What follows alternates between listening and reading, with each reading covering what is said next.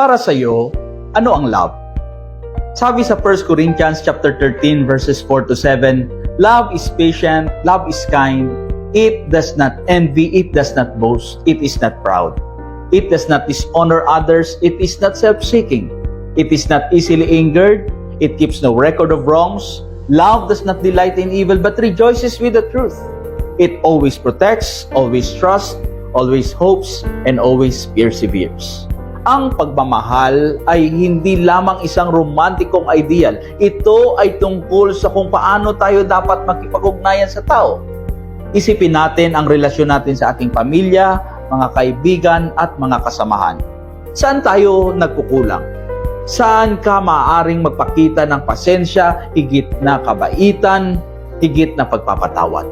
Ito ay hindi tungkol sa pagiging perpekto, ngunit tungkol sa pagsusumikap na isabuhay ang pag-ibig na ipinakita sa atin ni Kristo. Piliin nating ipakita ang pagmamahal na yon sa ating mga aksyon na yon.